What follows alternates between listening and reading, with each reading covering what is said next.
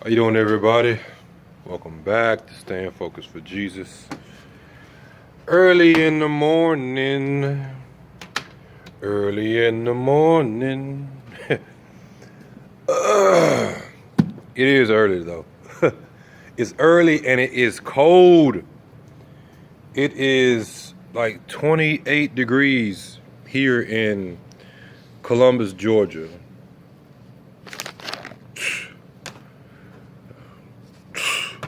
It is what it is. But this is a crazy thing. This is off topic, but last week I think it was earlier this week, it was like 70 something degrees. I think it was like a high of 72. Like throughout the week, it was like 65, 66, 68, 72. And then when the weekend hit, it dropped down to the 40s and a low of 20, which it is about right now. It's probably like 30 degrees right now. Crazy weather. Crazy weather. Well, yeah, one day you can be outside and drop the top and enjoy the sun, and the next day during the weekend, you better put on your pea coat, your bomber coat, and dress warm and get your gloves. But let's get on topic. Enough with the small talk. This whole Trump thing that's going on right now with the comments that Trump has made, and some of you will disagree and some of you will agree, but Trump was always what we call amongst blacks, and some of you may be familiar with this term, one of the good old boys. Trump has always been a racist. His fruit shows that he has always been a racist or has had a racist mindset. And the thing is, Trump is so confused, I don't even believe Trump realized that he's a full-blown racist. I don't believe he really knows, because his mental capacity is not completely there. Now, business-wise, he got his thing going on, but he got some issues. Now, doesn't mean that I disrespect the president, because the Bible speaks against that. But I also speak truth. And what I'm saying is, with the comments that Trump is making, especially with the recent Craphole comment, I'm not mad. I'm actually relieved. Maybe saying, well, how are you relieved at him saying that? I'm not relieved at him saying that. I'm just relieved because he's actually speaking the truth. He's not trying to be snake-like and be deceptive. He puts it right out there. So people are getting mad at the things he is saying, but he's only saying what's coming forth and what's in his heart. That's how he really feels, and people, they aren't liking it. So it shows you the state of mind of the people. If you put on a show like President Obama did, and many of the other presidents put on this show and act like somebody that you're not, because Obama presented himself as a Christian. For example, when Obama is not a Christian, Obama would be ecumenical. Obama would be a socialist. Obama also is confused, because if you read his book, he really doesn't know if to be Christian or Muslim. He really doesn't roll with either one of them. He sees truth in each of them. So, but he was more snake-like. Trump isn't being really deceptive. Certain things, but you should get what I'm saying. President Trump is gonna say what he thinks, what he feels, and he ain't gonna give a damn what you think or how you feel about him. So I can respect him in that aspect of him being honest about who he is in an age of deception. It's a relief. But it's crazy because he's speaking the truth. He's telling you how he feels, and people, oh my gosh, how can he say such a thing?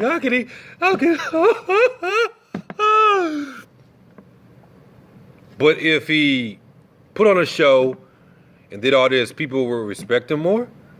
So it shows you that people would rather be lied to. They rather not have their bubble burst. They rather not have their box rattled or flipped upside down than to be told the truth. I don't want to hear that. Don't say these things. Don't tell me how you feel. You're supposed to be the president. Well, y'all voted him in. Well, or did y'all? Because Hillary really won the election, but Trump was still put into office based off the electoral vote, which isn't based off of the popular vote, which is the popular vote comes from the people. Electoral vote is the electorates that are chosen, which are not chosen by the people. They are put in behind the scenes, and sometimes they are people who are related to the candidates, and they can redraw the lines of certain states and counties to get more votes, and they do that prior to the new election coming up, so they can technically rig the voting system. This is all historical, but hey, for majority of people, I'm just a stupid black man that doesn't do any research, and for majority of us who speak against the voting system and showing you and telling you how the voting system is rigged and that presidents are selected, not elected, which was also spoken by a former president. To majority of you, we're ignorant, and we don't know what the hell we're talking about. But it's historically documented that the electoral representatives are chosen, and they are not chosen by the people. And even the electoral representatives, I apologize if I'm pronouncing that word wrong. My speech is not eloquent a lot of times. The electoral representatives, they don't have to vote for the candidate that the people voted for. And there really is no crime if they change their mind. All historically documented. Go ask Adam. Adam did a good job on that. Not ask Adam, but Adam ruins everything. He did an excellent job on that. But you can also look into the 3/5 compromise, where slaves were only counted as 3/5 of a person. So every 3 slaves was counted as one person. Or is it every 5? My math isn't that good right now. But 3/5, for those of you who are good with fractions, my mind ain't working good right now, but hey, it's all right. Y'all know what I'm talking about. So many slaves were counted as one slave. I don't know why I can't think about that right now. 3/5, duh. Historical facts. It's all over the internet. We've covered that before. That's still the basis of today's voting system. You may say, that's not true. Well, it wasn't changed. It was never taken away. It was supposed to be, but it wasn't.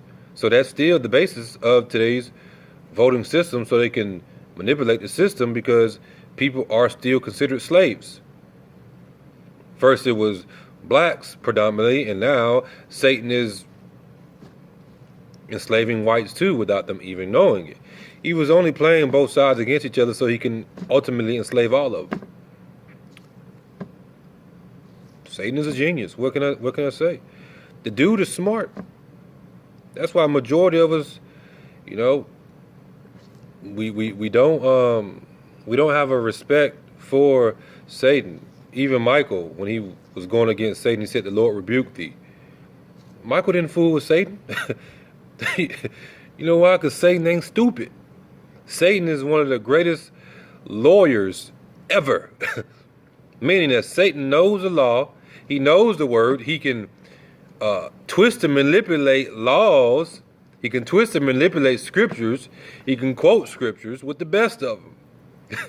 Satan can quote scriptures to the best, only to Jesus Christ. Satan can quote scripture. Doesn't mean that he knows them intimately like God does or like we do, but he dang sure can quote them. He can, you know how lawyers do.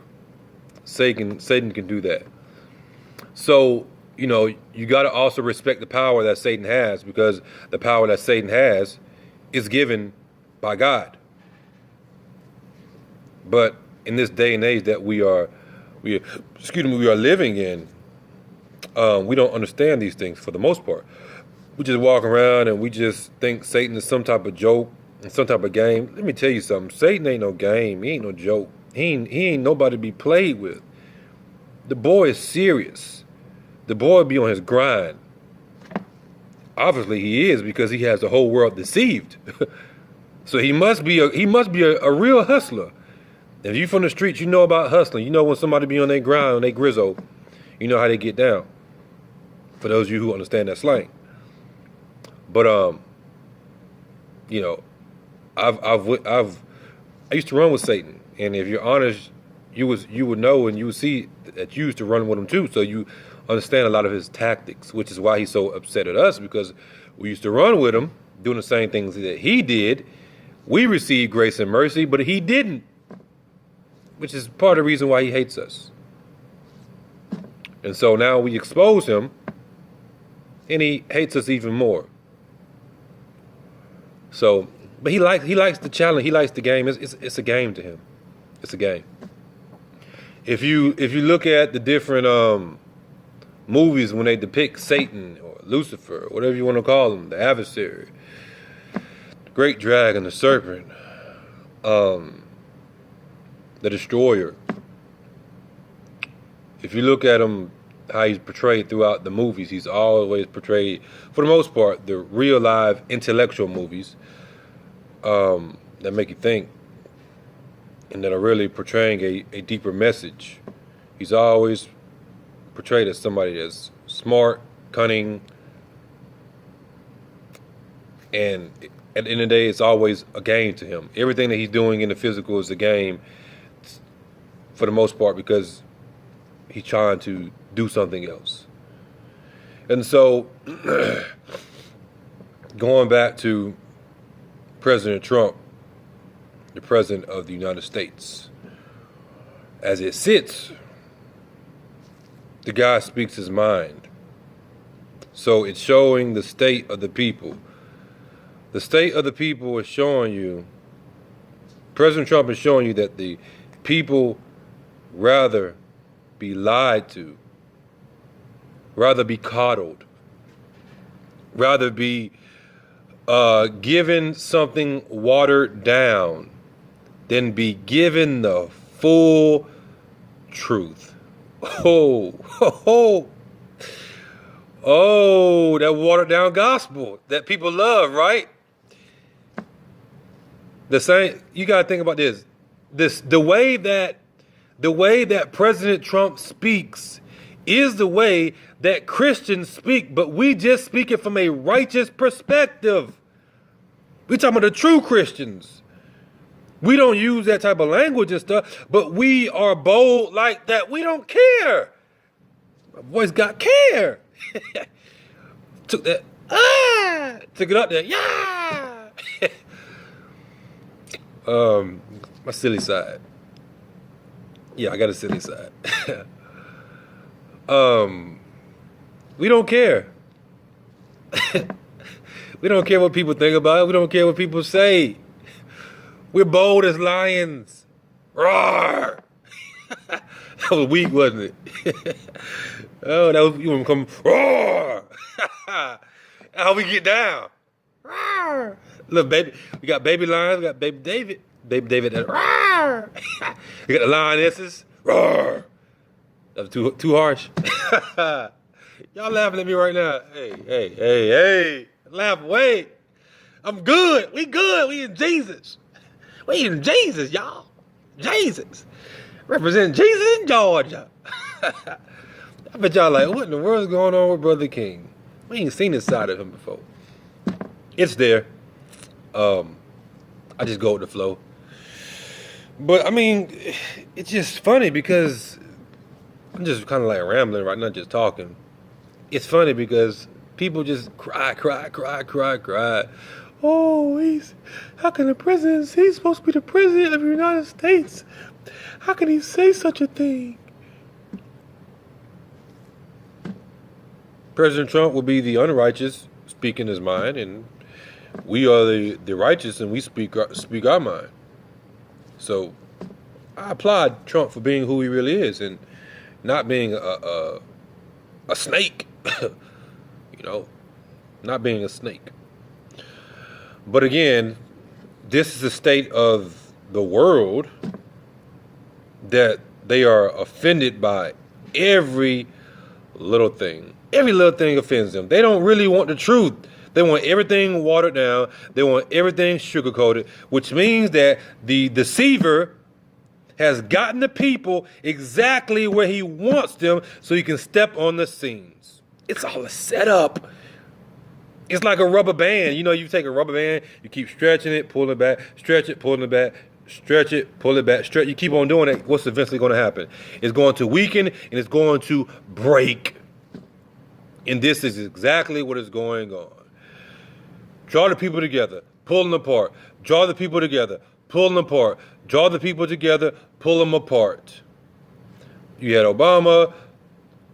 Change. Let's all come together as one. He did his time, whatever. Now comes Trump, who is causing division. He's stretching the rubber band. And then in the midst of him stretching the rubber band, people are trying to pull the rubber band back together. But he's stretching it. Trying to pull it back together, stretching it. Till eventually it breaks. It's all a setup. But we don't see these things because we're not being led by the Spirit. Oh yeah, on this whole tax thing, Trump told you that he was going to make his rich friends richer. If you actually look at the tax breaks, where people are like, oh my God, this is wonderful, I get a tax break. Majority of the tax breaks that are in the new tax bill, they went to the rich, the corporations.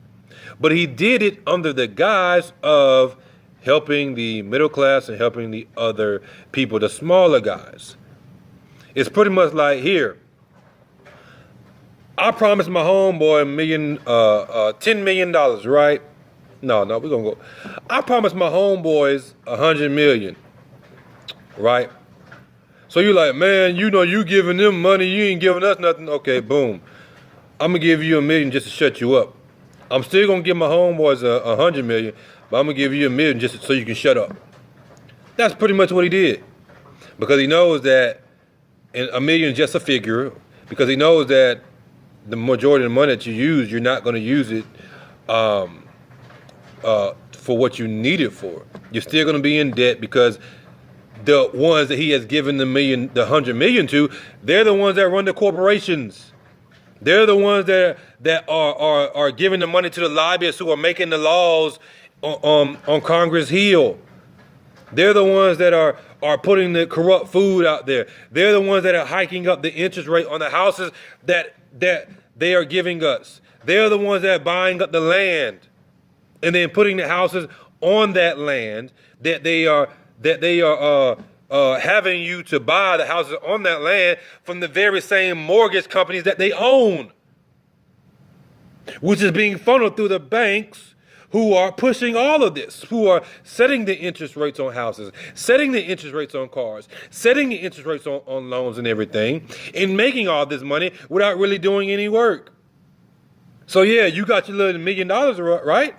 You went and bought you a house, but you don't really own nothing, because they own it. So they took their $100 million and they made their $100 million into $100 billion. You took your $100 million, you bought you a house, you bought you, whatever. You don't really own nothing.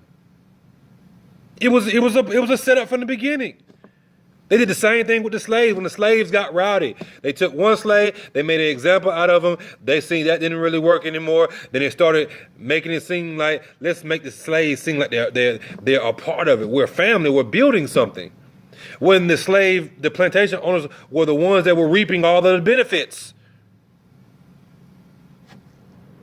The Willie Lynch letter. The same thing is going on today amongst blacks and whites. I watched the movie, and it was hard to watch because it had enough cuss words in it. It was the McDonald brothers, the movie about McDonald's. I watched it, and the movie was genius. The dude was evil, but the dude was a genius. And then if you notice, this is funny. I don't know if anybody else caught this. What was a turning point for Ray McCrock? Ray McCrock, bunch of crock. Ray McCrock was a representation of the Antichrist in the movie, if you look at it from a spiritual aspect. Who was Satan in the movie? Satan was a Jewish dude. Remember, it wasn't until he met that Jewish dude. You can't make this up. It wasn't until he met the Jewish dude told him that you're in the wrong business. You're a real estate broker. You're a real estate agent. You own the land. It wasn't until he got in bed with him, until he got in bed with who? The synagogue of Satan. For those of you who have watched the movie, you know what I'm talking about. You're probably remembering it right now. It wasn't until that point where he started to actually buy the land and then put the McDonald's Corporation on the land, so it didn't matter if they owned the name or not, because he owned the land that the McDonald's Corporation was ended up owning all of it pretty much. It was genius. It was evil, but it was straight genius. As the Bible says, be wise as serpents, but we don't think that we can learn things from people who are wicked and corrupt. There are many lessons to be learned, things not to do and things that you can do, which is why the Bible says that. Be wise as serpents. Why? So you can ultimately defend yourself from the wisdom of deception of the serpents or the Decepticons. That's a whole nother topic and sermon with the Transformers and what that really was about, but y'all know that. But yeah. This is the day and age that we're living in. So that's what the whole tax plan thing was really about. I'm gonna give you $1 million. I'm gonna give my boys $100 million. We gonna take that $100 million and we gonna make it into $100 billion. Y'all gonna take y'all $1 million. You're gonna buy a few things. You may even invest it, make some money. But guess what? You're putting the money in. You're putting the money into our corporation. You're putting the money into our businesses and stuff. So who's going to make the most money? They're going to make the most money. But majority of us, if we were given $1 million, we're not going to take it and flip it and start our own businesses and start our own corporations and, start buying up land and all these different things. We're not going to do that. Why? Because we lack the knowledge, the wisdom, and understanding to do these things. It's purposely done like that. Now it's coming out more and more, but I'm still learning. I've been in the dark. I've been missing out. Because of the sins of my forefathers and my foremothers. But now that I know better, I can pass that knowledge and wisdom and understanding on to my son so he can do better. And he can survive in this wicked world if we're still here that long. So don't buy into everything that's going on. Trump told you he was going to make his rich friends richer, and he did that under the guise of I'm gonna give y'all some crumbs compared to what we're gonna make. We're gonna make the real money. Y'all, with the money y'all talking about, $1 million, that ain't nothing. These boys ain't studying no $1 million. They ain't studying no $1 million. They homes is $1 million that they ain't pay for because it's under the corporation. And then they take it from the corporation. The corporation makes the money, and then you put your money into the stocks. They take your money, and then they make more money. Whoo! These dudes are smart. They take your money and make more money. And then when the system crashes, the company crashes, you dead and broke, but they still got their money. Why? Because they've taken it and they put it in offshore accounts. They've taken it and they put it in trust. So they bought the houses under the corporations and then they moved it to their trust. So ultimately they end up owning it because trust are hard to touch. It's hard to break a trust. But ultimately they end up owning your stuff, or they move it through their nonprofit 501c3 corporations, nonprofit 501c3 corporations, and then they use your money to make more money by you giving your donations to these different corporations, and then they take that money and then they funnel it back to their offshore accounts or their other corporations to make more money. And then they funnel it through the banks. You put your money into the banks, and then they make interest off of that, and they take your money because all it is when you put it in the bank is a bunch of numbers. So, you may have that amount of money in your bank, but then they can still take it out and say, yeah, you got this or whatever. So then they take all that, and then they loan it out to somebody else and say, yeah, Boom. You want this $20,000 car? Okay, we're gonna give you a $20,000 car. This is your interest rate. You got a 15% interest rate, whatever, which means that you're gonna be charged a certain percentage off of that. That certain percentage that you're charged off of that, that's the money that they make. They put in their pocket.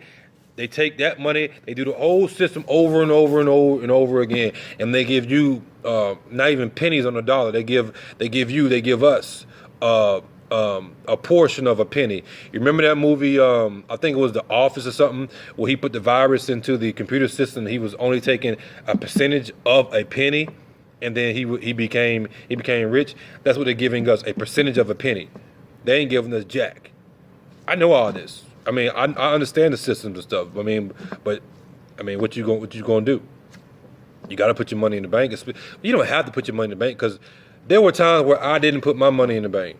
I ain't fooling with these banks. But when you start to deal with certain things, business and corporations and stuff, ain't no way around it. At the end of the day, I don't really care. I don't care, because it is what it is. I got a car loan. I got 2 car loans. I got my car and I got my wife's car. I pay interest on my car. It is what it is. I don't have the money to go out and buy a car cash. Hopefully, in the future, my son will be in a better position to do better things and make better decisions, and come off the system even more. Right now, I'm using the system to benefit myself and to benefit my wife and to benefit my son, and ultimately benefit y'all too. Sharing this exact knowledge with you. Be wise as serpents. So I know I was ranting, but this is the same way that I talk at home with my wife. I just go on talking about different things. People just don't understand. You don't understand. I wish I could explain it more, but for a lot of people, I can't. But I'm out. I gotta work. This place is McNasty. It's a bunch of McCrock. But hey, it's a genius plan. Open up a place, have people come in and have a good time. And then you send me in to have to clean up behind their sins. I provide a service. I don't work for this. It's not really a nightclub. It's the American Legion, but if you're familiar with the American Legion is a military establishment that helps veterans. It's supposed to be owned by the veterans, whoever put their money into the specific American Legion, whichever one you're at. They're all around the country. But this particular one, on the weekends, it turned into a nightclub. And they take what they call donations, because they're 501c3. So I don't work for the American Legion. I work for Jesus under Heaven to Earth Services, under Kelson King. And I provide the service of cleaning. So don't think I work for a nightclub. I don't work for a nightclub. I provide a service. What they do with it, that's on them. Just like I provide a service of delivering cars for the dealerships. What they do with the cars, that's on them. My job is to go get the car and bring it back safely in one piece. That's my job. Which is pretty cool, because I get to drive different cars and everything. But I'm out. I'm done. I love y'all. God bless each and every one of you in Jesus Christ's name. As always, stay focused for Jesus. And hopefully somebody got something out of what I just said. Peace.